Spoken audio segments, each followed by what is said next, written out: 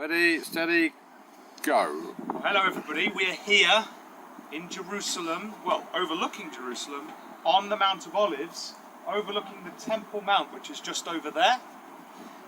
And this is the very spot, or very close to here, where the Lord Jesus Christ, remember, he went up with his disciples in Matthew 24 verse 3, and he sat upon the Mount of Olives, and as he sat there on the Mount of Olives, the disciples came unto him privately, saying, Tell us, when shall these things be, and what shall be the sign of thy coming and of the end of the world?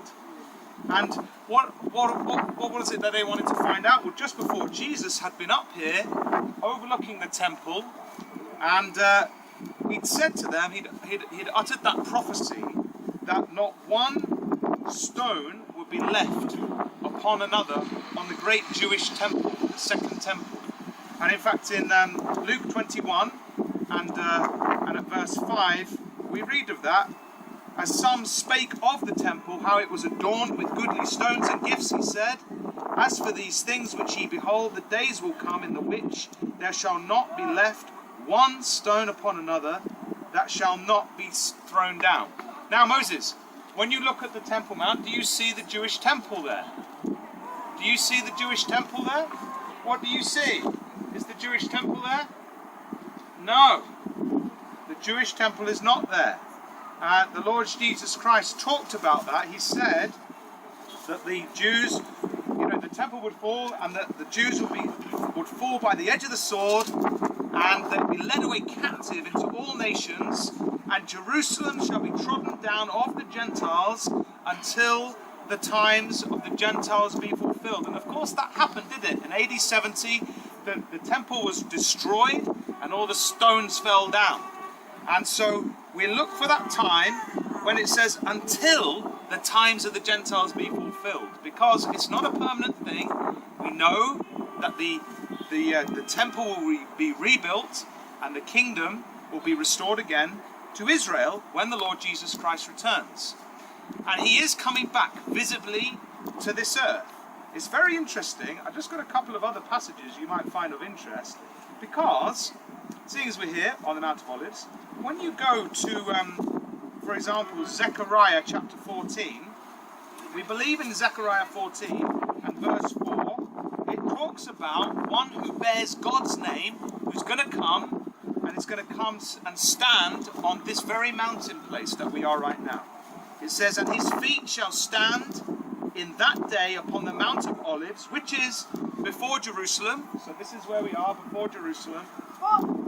On the east, and the Mount of Olives shall cleave in the midst thereof toward the east and toward the west, and there shall be a very great valley, and half of the mountain shall remove toward the north, and half of it toward the south. So this very location that we are standing is going to split open with the power of what we believe is the Lord Jesus Christ and his saints, who will arrive at this location with the armies of the nations surrounding Jerusalem, and he's going to come here to save his people of Israel and to establish the kingdom, as Zechariah 14 goes on to say. And we know that this is the very spot, because in Acts and chapter 1, remember the Lord Jesus Christ, he was raised from the dead, and he spent 40 days with his followers. And one of the most amazing things is that they're here.